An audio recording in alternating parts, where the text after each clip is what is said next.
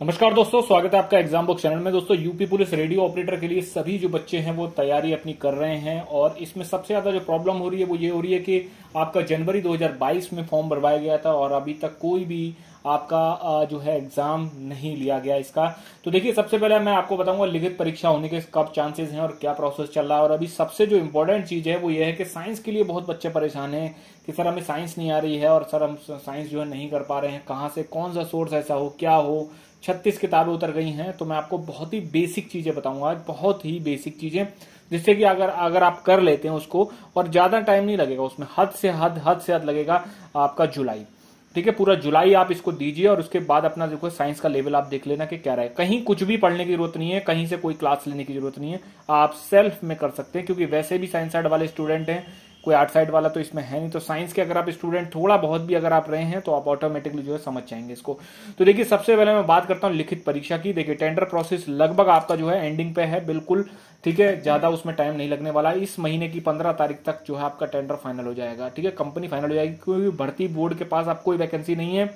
भर्ती बोर्ड पूरी तरीके से चाह रहा है कि इसकी लिखित परीक्षा कैसे भी करके हो जाए, क्योंकि शासन से बहुत दबाव है भर्ती बोर्ड के ऊपर। ठीक है, चाहे किसी भी कंपनी को जाए, लेकिन इस बार जो है टेंडर चला जाएगा किसी न किसी कंपनी को। ठीक है, ज्यादा नहीं, मुश्किल से मुश्किल मुझे लग रहा है हफ्ते भर के अंदर सारी प्रक्रियाएं भी पूरी हो जाएंगी, वर्क ऑर्डर भी जारी हो जाएगा। ठीक है, अब बात करते हैं साइंस की। तो साइंस के लिए देखिए दोस्तों, सबसे जो सिंपल तरीका वो है कि सबसे पहले आप सिलेबस को देख लीजिए कि भाई सिलेबस में क्या है। सिलेबस में आपका है यूनिट्स, मेजर्स, आपका जो है यूनिट है मेजर एंड डायमेंशंस। ठीक, डायमेंशन, उसके बाद स्केलर एंड वेक्टर क्वांटिटीज, ठीक, force and law of motion, work power energy, rotational motion, और आपका मोशन है of the planet and satellites, जल। देखिए, ये जल जो है ना, ये थोड़ा अलग टॉपिक है। ये मुझे लगता है कि केमिस्ट्री का टॉपिक है, या फिर अगर ये फिजिक्स का भी है तो इस पे ज्यादा फोकस मत करना अगर आपको टॉपिक ना मिले तो। उसके बाद है वैद्युत रासायनिक ऊर्जा, इलेक्ट्रोकेमिस्ट्री, और उसके बाद है आपका ऑर्गेनिक कंपाउंड, ये आपका केमिस्ट्री का है, पॉलीमर्स एंड प्लास्टिक्स। ठीक है, तो देखिए पॉलीमर्स का जो टॉपिक है वो आपको मिलेगा 11th की एनसीईआरटी में। 11th की एनसीईआरटी मिलेगा। बाकी मैं आपको चीजें जो है बता देता हूँ कैसे कैसे आपको करनी है। बहुत ही सिंपल वे में आपको करनी है। आपको क्या करना है, आपको जो है अपना जो है सिंपल तरीके से आपको अपना लैपटॉप ओपन करना है, या फिर अगर आप मोबाइल पे करना चाहते हैं तो मोबाइल पे भी कर सकते हैं, और सीधे आपको जो है एनसीईआरटी पे चला जाना है। ठीक है, यह आपका है सिलेबस। उसके बाद ये है आपकी 11th क्लास की फिजिक्स की एनसीईआरटी, हिंदी और इंग्लिश दोनों मीडियम में अवेलेबल है। अब इसमें एक एक टॉपिक आप देखिए कैसे मिलता है। यूनिट्स एंड मेजरमेंट, ये रहा आपका। ठीक है, उसके बाद देखिए मोशन इन प्लेन में आपका स्केलर एंड वेक्टर मिल जाएगा। देखिए scalar and vectors, scalar and vector. उसके बाद कौन सा टॉपिक है, force and law of motion, बल और गति के नियम। तो देखिए इसके बाद देखिए लॉ ऑफ मोशन। ठीक है, लॉ ऑफ मोशन, इसमें 3 लॉ ऑफ मोशन हो जाएंगे। इनर्शिया क्या होती है, सर्कुलर मोशन क्या होता है, सारी चीजें आपको पढ़नी पड़ेंगी। वर्क, एनर्जी एंड पावर, देखिए इसमें है वर्क, एनर्जी एंड पावर। ठीक, ये खुद चाहते हैं कि आप लोग जो है एनसीईआरटी को पढ़िए। उसके बाद system of particle, rotational motion. देखिए यहाँ पर आपका आ गया रोटेशनल मोशन, ये रहा रोटेशनल मोशन। ठीक, उसके बाद है motion of planets and satellites. तो इसके बाद आप ग्रेविटेशन में जाएंगे। ग्रेविटेशन में आप केपलर्स लॉ पढ़ेंगे। पूरा जब आप पढ़ेंगे तो आपको पता चला ग्रेविटेशनल, अर्थ, सैटेलाइट्स, ये सारा के सारा जो है इसमें आपके केपलर्स के 3 नियम होते हैं। 3 नियमों में कौन कौन से होते हैं, ये आपको पूरी चीजें आपको जो है पढ़नी पड़ेंगी।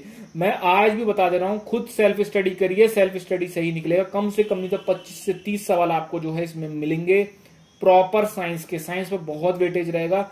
जीएस आपको ज्यादा करने की जरूरत नहीं, जितनी आप कर चुके हैं उतनी ही जीएस करिए। ठीक है, अगर आप 11th की एनसीईआरटी से पहले अगर आप थोड़ा बहुत कुछ पढ़ना चाहते हैं तो देखिए 8th क्लास की एनसीईआरटी है, उसमें भी कुछ कुछ जो है वो चैप्टर्स इसमें दे रखे हैं। अगर आप बेसिक्स क्लियर करना चाहते हैं, और बेसिक्स क्लियर किए बिना आप जो है नहीं कर पाएंगे। तो देखिए इसमें एक चैप्टर है विद्युत धारा के रासायनिक प्रभाव। ठीक, विद्युत धारा के रासायनिक प्रभाव। तो देखिए वैद्युत रासायनिक, इलेक्ट्रोकेमिस्ट्री इसमें जो सब दे रखा है टॉपिक। तो आप इस चैप्टर को, chapter number 11 8th class, chapter number 11 8th class, ठीक है, क्लास 8 का चैप्टर नंबर 11 को आप पढ़ सकते हैं। उसके बाद ये 9th क्लास की एक एनसीईआरटी है। 9th क्लास की एनसीईआरटी को आप लेके जो है, और आप जो है कौन कौन से चैप्टर पढ़ेंगे इसमें देखिए बल तथा गति के नियम। 9th क्लास की एनसीईआरटी में बल तथा गति के नियम और आपका कार्य तथा ऊर्जा, ये 2 चैप्टर्स आप जो है रीड कर सकते हैं। बहुत ही बेसिक अंडरस्टैंडिंग आपकी इससे हो जाएगी, जिससे कि जब आप 11th पे जाएंगे तो आपको बहुत अच्छा लगेगा पढ़ने में। ज्यादा लंबे लंबे सब्जेक्ट टॉपिक्स नहीं है। देखिए ये 97 से शुरू हो रहा है और 110 111 पे खत्म हो रहा है। मुश्किल से 12 पेज 13 पेज का ये चैप्टर है पूरा। ठीक है। जब आप 8th 9th का पढ़ लें तो उसके बाद 10th पे जाएं। अभी बहुत पर्याप्त टाइम है, अक्टूबर से पहले आपका एग्जाम नहीं होने वाला है, मैं आज भी बता दे रहा हूं आपको, अक्टूबर से पहले आपका एग्जाम नहीं होगा, ठीक है। उसके बाद देखिए ये है आपकी 10th की एनसीईआरटी। तो 10th की एनसीईआरटी में आप जो है कर सकते हैं, इसको कौन कौन से टॉपिक कर सकते हैं। तो देखिए सबसे पहले आप जो है magnetic effect and electric current, ठीक है, ये आप इसमें कर सकते हैं। और आपका जो है इसमें कार्बन एंड इट्स कंपाउंड, ये जो चैप्टर है कार्बन एंड इट्स कंपाउंड, देखिए ये सबसे इंपॉर्टेंट है। और इसमें क्या दे रखा है आपका विज्ञप्ति में, देखिए, ठीक है, ऑर्गेनिक कंपाउंड, कार्बनिक यौगिक, यह आपका जो चैप्टर दे रखा है प्लास्टिक एंड पॉलीमर्स का जो टॉपिक है ये आपको मिलेगा, कहां पर मिलेगा, ये आपको मिलेगा 11th क्लास की केमिस्ट्री की एनसीईआरटी में पॉलीमर्स का चैप्टर मिलेगा। और पॉलीमर्स में ही प्लास्टिक्स भी होंगी, क्योंकि प्लास्टिक भी एक पॉलीमर है, ठीक है, ये कंफ्यूज करने के लिए लिखा गया है, प्लास्टिक इज अ पॉलीमर, ठीक है। तो ये आपकी 8th 9th 10th 11th की एनसीईआरटी है, बहुत ही बच्चों की तरह लिखी जाती हैं, आप बहुत अच्छे से समझ जाओगे, कहीं किसी जगह जाने की जरूरत नहीं है, सेल्फ स्टडी करिए, सबसे बेस्ट तरीका है। और अगर किसी को, जैसे मान लो 11th की एनसीईआरटी में आपको कुछ चीज समझ में नहीं आ रही, जैसे ग्रेविटेशन का चैप्टर समझ में नहीं आ रहा, सिंपल है, यूट्यूब पे डालिए chapter 7 11th NCERT physics, simple, इतना बढ़िया तरीके से आपको जो है पीडब्ल्यू वाले हैं, फिजिक्स वाले हैं, बहुत सारे टीचर्स ऐसे हैं जिन्होंने खुद का भी खोल रखा है, वहां पे जाके जो है आप इसको रीड कर सकते हैं। अभी पर्याप्त टाइम है, अच्छे से करिए। न्यूमेरिकल्स पे फोकस जरूर रखिएगा, जो बेसिक न्यूमेरिकल्स होते हैं, मैं ये नहीं कहता हूं कि पूरी पोथी पत्रा पढ़िए, बेसिक न्यूमेरिकल्स किस चीज के, फॉर्मूला बेस्ड, फॉर्मूले के लिए एक आप प्रॉपर अपनी खुद की एक लिस्ट बनाइए। जैसे आप केपलर लॉ पढ़ रहे हैं तो टॉपिक डालिए केपलर लॉ, उसके 3 नियम होते हैं, लॉ ऑफ मोशन है उसके 3 नियम होते हैं, ठीक है, एक्सेलरेशन का फॉर्मूला हो गया, ठीक है, लॉ ऑफ इनर्शिया हो गया, कौन कौन से फॉर्मूले हैं, ठीक है।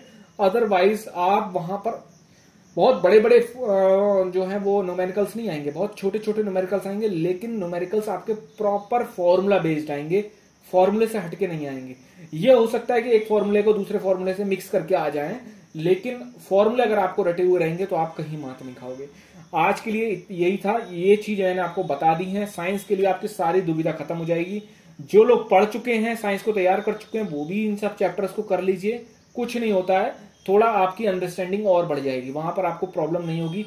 गला काट कंपटीशन है, आपको सीधी सी बात पता है, 50 क्वेश्चन हर एक सेक्शन से आएंगे, जिसमें कि GS/साइंस उन्होंने लिख रखा है, 25 से 30 क्वेश्चन आपको साइंस से सीधे सीधे देखने को मिल जाएंगे।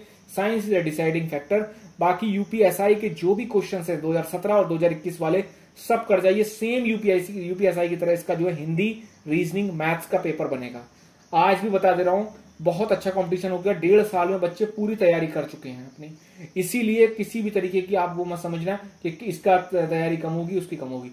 हाँ, अगर ये नोटिफिकेशन निकालने से 4-5 महीने में ही पेपर ले लेते, कट ऑफ भी बहुत बुरी तरह गिर जाती, और क्योंकि बच्चों की तैयारी नहीं थी। आजकल तो बच्चे, बहुत सारे ऐसे लोग हैं, बच्चे हैं जो कि कॉर्पोरेट सेक्टर को छोड़ के इसके लिए तैयारी के लिए बैठे हुए और बहुत परेशान है कि इसका एग्जाम हो जाए कैसे भी करके, ठीक है। एग्जाम होते ही तुरंत आप दौड़ में लग जाना, क्योंकि दौड़ आपकी जो है अगले साल फरवरी या मार्च करवा लेंगे हर हालत में, ठीक।